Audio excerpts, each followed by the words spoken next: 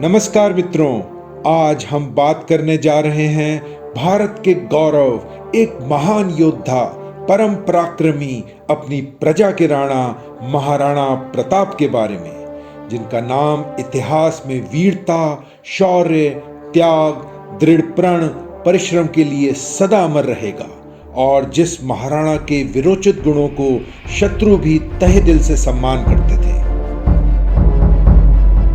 तो आइए शुरू करते हैं और जानते हैं भारत के वीर महाराणा प्रताप की शौर्य गाथा। और मुझे विश्वास है कि हम सभी उनके व्यक्तित्व से प्रभावित हुए बिना नहीं रह पाएंगे। राणा उदय सिंह और उनकी पटरानी जैलोर के राज्यवंश की जयवंताबाई के ज्येष्ठ पुत्र प्रताप सिंह का जन्म 9 मई 1540 को हुआ। उदय सिंह का राजकाल उथल पुथल से भरा था। इसी क्रम में उन्होंने पहाड़ियों से घिरे गिरवा प्रदेश, जो काफी सुरक्षित था, उदयपुर का निर्माण भी प्रारंभ कर दिया।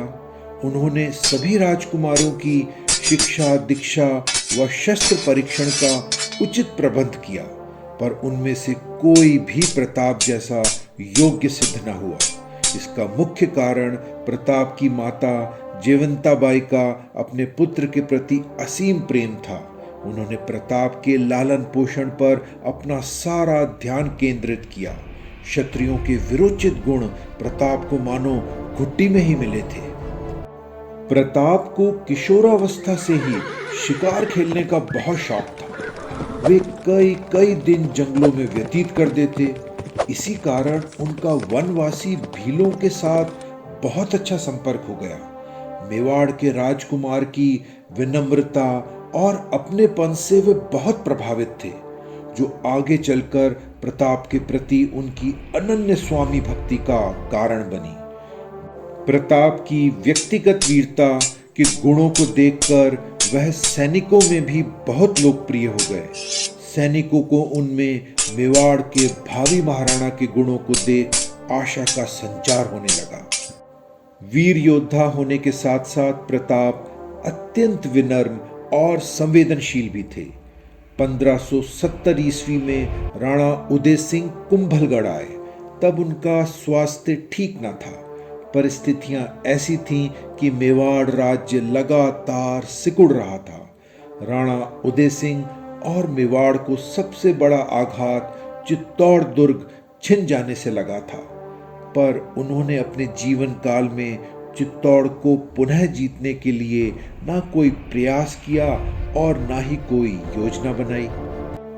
उदय सिंह का स्वास्थ्य अचानक और बिगड़ गया। उन दिनों उनकी सबसे प्रिय रानी धीरज भाई मटियाणी अपने पुत्र जगमाल को युवराज बनाना चाहती थी, और जब अपने अंतिम दिनों में राणा उदय सिंह लगभग अचेत से रहते थे, तो रानी मटियाणी ने राजकाज के कुछ कागजों पर उत्तराधिकार के पत्र पर धोखे से राणा उदय सिंह की मोहर लगवा दी। मगर प्रमुख सामंतों की सूझबूझ से प्रताप को सिंहासन पर बैठाया। जगमाल के समर्थकों ने कोई विरोध नहीं किया। प्रताप का विधिवत राज तिलक हुआ। दरबार जय घोष से गूंज उठा। भगवान एकलिंग की जय, महाराणा प्रताप की जय। मेवाड़ को उनका नया अधिपति मिल गया था, योग्य, गुणशील, पराक्रमी।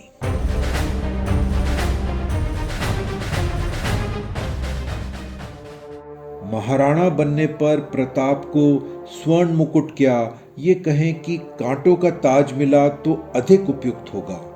उन्हें विरासत में जो मेवाड़ मिला वह अत्यंत विपन्न स्थिति में था।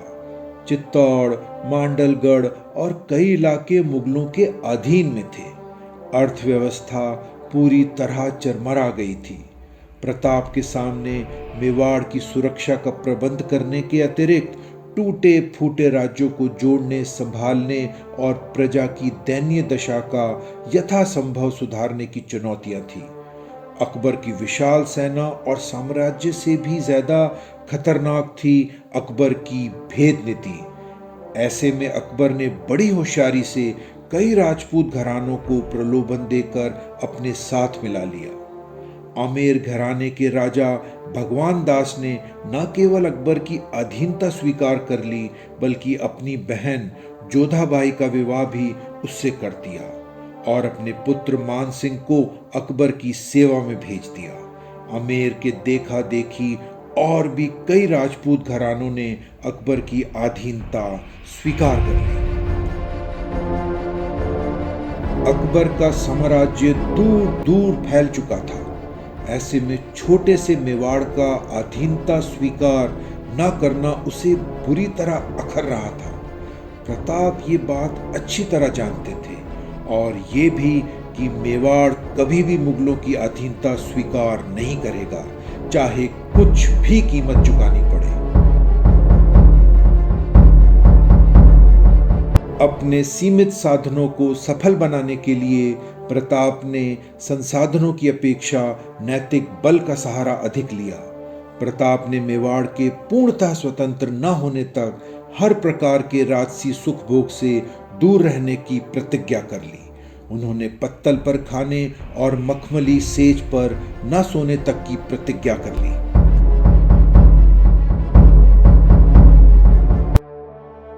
मेवाड़ के एक बड़े पर्वतीय वन प्रदेश में भील बसते हैं। भीलों की युद्ध कला, धनुष बाण में अत्यंत प्रवीण और अचूक निशानेबाज होते हैं। पहाड़ों जंगलों के बीहड़ रास्तों की जानकारी में भी कोई भी इनकी बराबरी नहीं कर सकता। किशोरावस्था से ही राणा प्रताप की कई भील सरदारों से बहुत घनिष्ठता थी और जब महाराणा ने मेवाड़ की रक्षा के लिए इनका सहयोग चाहा तो एक एक भील मातृभूमि की रक्षा के लिए प्राण न्यौछावर करने के लिए तत्पर हो गया।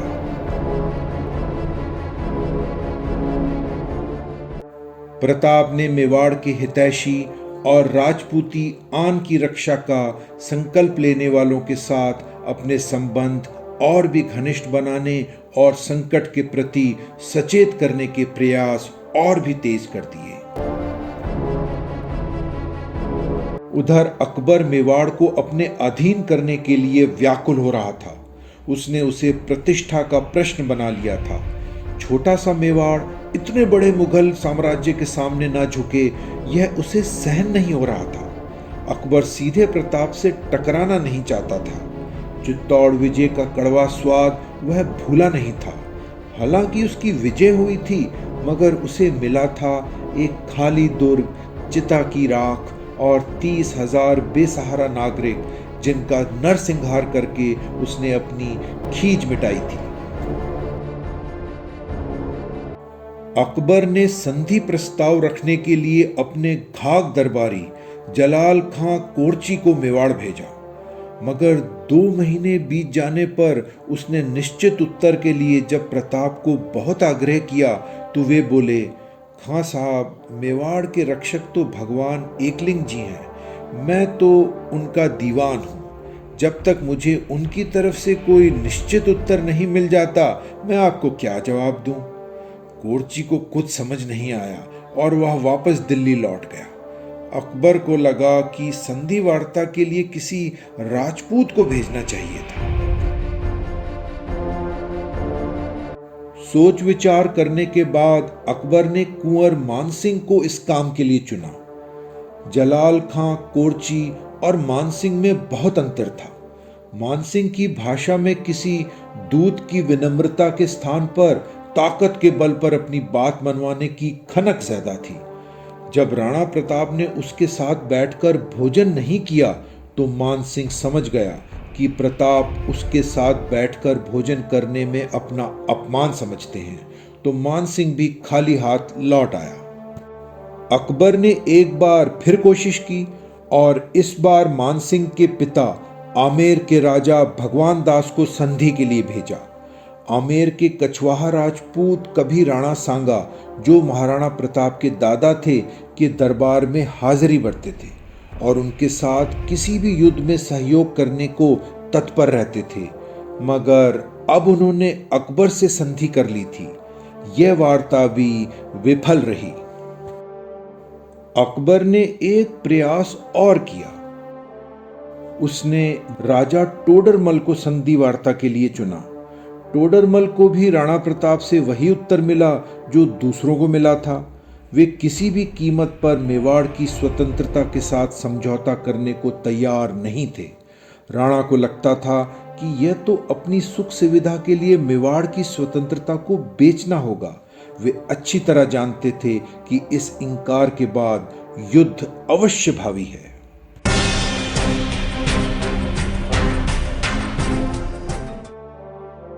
युद्ध होने पर स्वयं महाराणा और उनके प्रिय मेवाड़ को किस तरह के कष्टों का सामना करना पड़ सकता है, इसे वह अच्छी तरह समझते थे। पर स्वतंत्रता उनके लिए सर्वोपरि थी। उन्होंने वार्ताओं का क्रम इसलिए जारी रखा ताकि आने वाले युद्ध का सामना करने के लिए यथासंभव तैयारी कर लें। अकबर भी कोरची और मानसिंह की असफलता के बाद समझ गया था कि प्रताप को अधीनता के लिए राजी करना असंभव है, पर अपनी कूटनीति के तहत वह अन्य राजपूतों को दिखाना चाहता था कि मैंने तो मेवाड़ से मित्रता का भरसक प्रयास किया, पर महाराणा के हट के आगे मेरी एक न चली। फिर विवश होकर आक्रमण का आदेश देना पड़ा। राजपूतों ने गोगुंदा से अपना शस्त्रगार और राजकोष कुंभलगढ़ और आवलगढ़ में रख दिया था। कुंभलगढ़ आज भी बहुत दुर्गम प्रतीत होता है, अतः उस समय किसी आक्रमणकारी सेना को सकरे रास्ते से होकर वहां पहुंचना असंभव ही था। राजा ने इन दोनों गढ़ों में पर्याप्त खाद्यान्न भंडार भी जमा कर लिया था। पानी की इस प्रदेश में कमी न थी। इसके अतिरिक्त एक और लाभ यह था कि शत्रु के बहुत अधिक दबाव की स्थिति में यहां से निकलकर बीहड़ पर्वतीय प्रदेश में किसी सुरक्षित स्थान पर चले जाना सहज ही था। युद्ध के लिए हल्दी घाटी को चुना गया था, जिसकी मिट्टी हल्दी के रंग के होने के कारण उसका नाम हल्दी घाटी पड़ा था। राणा प्रताप को पता चल चुका था कि मानसिंह के नेतृत्व में मुगलों की एक बड़ी सेना मेवाड़ पर धावा बोलने के लिए कूच करने वाली है। रणनीति को लेकर मतभेद स्पष्ट रूप से सामने आए। राजपूतों की अब तक की परंपरा यह थी कि सामने से संख्या में चाहे कितनी बड़ी सेना हो, उस पर टूट पड़ते थे और जब तक एक भी वीर जीवित है, शत्रु को आगे बढ़ने से रोकने का भरपूर प्रयास करते। राजपूतों का इतिहास ऐसे शौर्य की गाथाओं से भरा पड़ा है। पराजित होने पर राजपूतों की एक पूरी युवा पीढ़ी बलिदान हो चुकी होती थी। मंत्रणा सभा में कई छोटे बड़े युद्धों के कड़े अनुभव से गुजरे कुछ वरिष्ठ सामंतों, जिसमें राम सिंह तंवर प्रमुख थे, इस मत के थे कि मुगलों से सीधी टक्कर ना ली जाए, उन्हें पहले आक्रमण करने दिया जाए और हमारी सेना दुर्गम व सकरे पर्वतीय स्थल में उनका मुकाबला करते हुए उलझा कर रखे। ऐसी स्थिति में मुगल सेना का मुख्य बल, उनके हाथी और तोपखाना किसी काम न आ सकेंगे। संख्या में अधिक होने का लाभ भी उनको मैदान में ही था और पर्वतों की आड़ में लगभग अदृश्य भीलों के अचूक निशाने और विषबद्ध बाणों के प्रहार के सामने बड़ी से बड़ी सेना भी असहाय ही रहेगी।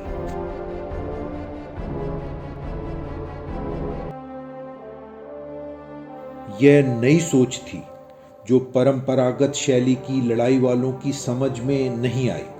काफी सोच विचार के बाद राणा प्रताप ने लगभग मिलीजुली रणनीति अपनाने का निर्णय लिया।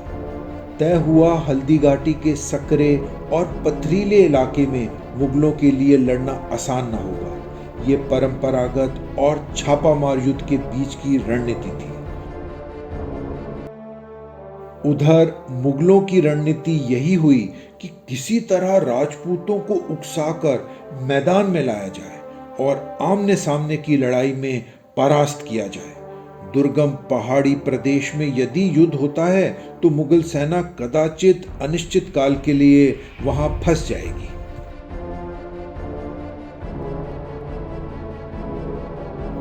18 जून 1576 को राजपूत सेना गोगुंदा से चलकर हल्दी घाटी पहुंच गई और रणनीति के अनुरूप वहां सकरे स्थल पर मोर्चा जमाकर शत्रु की प्रतीक्षा करने लगी।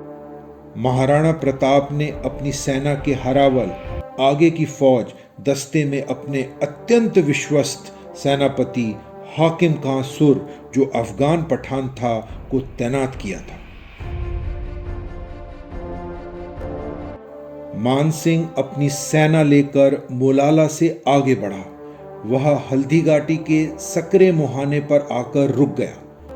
यह एक छोटा मैदान था जिसे अब बादशाह बाग कहते हैं। मानसिंह यहीं रुककर राजपूतों के आक्रमण का इंतजार करने लगा। मुगलों की सेना एक आंकड़ों के अनुसार 80,000 की विशाल सेना बताई जाती है, जबकि राणा प्रताप के पास सामना करने के लिए कुल 20,000 सैनिक थे। शायद ये आंकड़े बहुत बढ़ा चढ़ाकर पेश किए गए। हो सकता है मानसिंह 5,000 की सेना लेकर आया था। उसका मुकाबला करने के लिए राणा प्रताप के पास 3,000 घुड़सवार थे। भीलों की सेना अलग थी।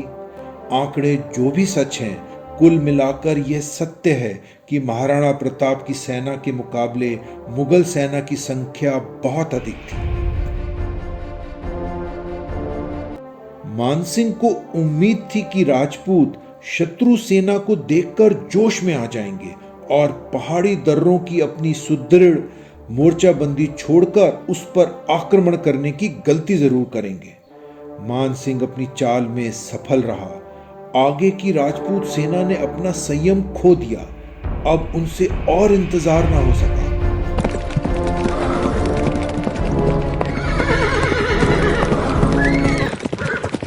सभी राजपूत सेना आनन फानन में मुगलों की सामने की रक्षा पंक्ति पर टूट पड़ी। भयंकर मारकाट मच गई। राणा प्रताप और सभी सेनापति पहाड़ी के सुरक्षित मोर्चे को छोड़कर अपनी समस्त सेना के साथ मैदान में उतर आए।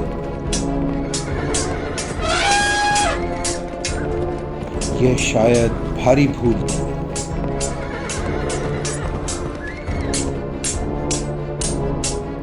मुख्य सेना आते ही बादशाह बाग की समतल भूमि पर मोर्चा जमाए खड़ी मुगल सेना पर टूट पड़ी। राजपूतों का आक्रमण इतना तीव्र था कि मुगल सेना को वहां जमे रहना कठिन हो गया। राजपूत सेना के हौसले बुलंद थे और मुगल सेना पीछे की ओर हट रही थी। लड़ते लड़ते वे कुछ पीछे उस स्थान पर पहुंच गए जिसे खून की तलाई कहते हैं। यह बनाम नदी के तट पर थी। भारी मार काट मची हुई थी।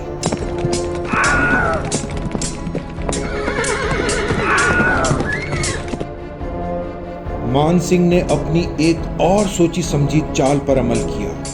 अपने हाथी को आगे बढ़ाता हुआ वह राणा प्रताप के सामने पहुंच गया। उसे देखते ही राणा प्रताप का खून खौल गया। उस जाति द्रोही को दंड देने के लिए वे तेजी से आगे बढ़े। राणा प्रताप के इशारे पर उनके सदे हुए घोड़े चेतक ने अपने दोनों अगले पैर मानसिंह के हाथी के मस्तक पर जमा दिए।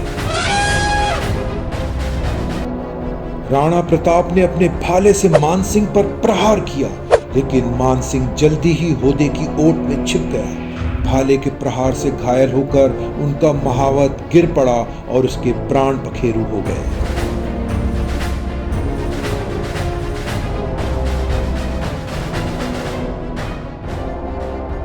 इस युद्ध में एक दुखद घटना ये रही कि हाथी पर अपने पैर जमाने के प्रयास में चेतक का एक पैर उसकी सूंड में बंधी दो धारी तलवार से बुरी तरह घायल हो गया।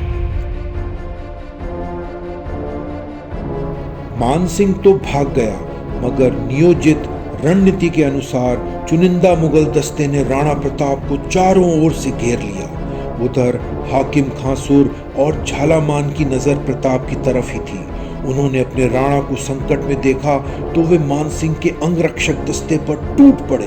भयंकर मारकाट मचाते हुए शत्रु की रक्षा पंक्ति को चीरते हुए वह लगातार आगे बढ़ते रहे। झालामान अत्यंत वीरता से लड़ते हुए राणा प्रताप के पास पहुंच गया। पहुंचते ही उसने आग्रह किया, अन्नदाता, आप अपना छत्र और पताका मुझे दे दें और आप युद्ध क्षेत्र से सुरक्षित निकल जाएं। यह तो कायरता होगी।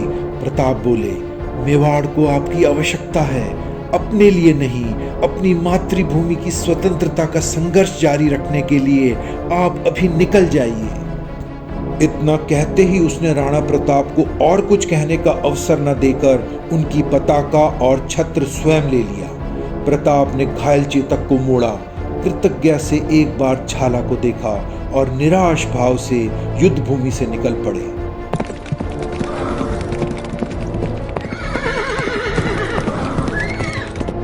झाला को राणा प्रताप समझकर मुगल सैनिक उन पर टूट पड़े।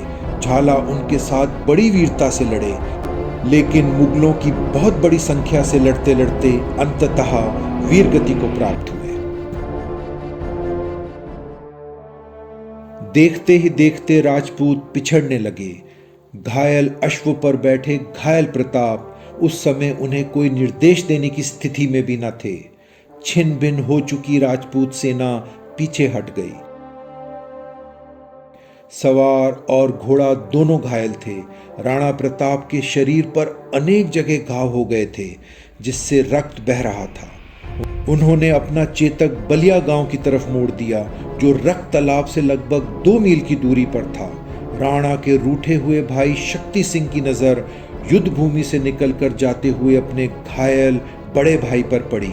वह पीछा करता हुआ राणा के पास पहुंचा और बोला, आप जल्दी यहाँ से निकल जाइए, इससे पहले मुगल सैनिक आपको खोजते हुए इधर आए। तब तक चेतक धड़ाम से धरती पर गिर पड़ा और थोड़ी ही देर में उसने दम तोड़ दिया। शक्ति सिंह ने राणा को अपना घोड़ा दिया और जल्दी से निकल जाने को कहा। मित्रों, महाराणा प्रताप की शौर्य गाथा अभी खत्म नहीं हुई है।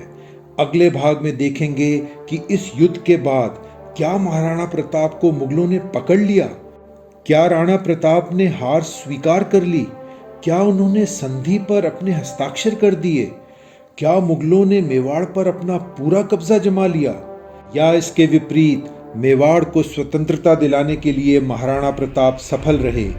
क्या महाराणा प्रताप हारे हुए दुर्ग फिर जीत पाए?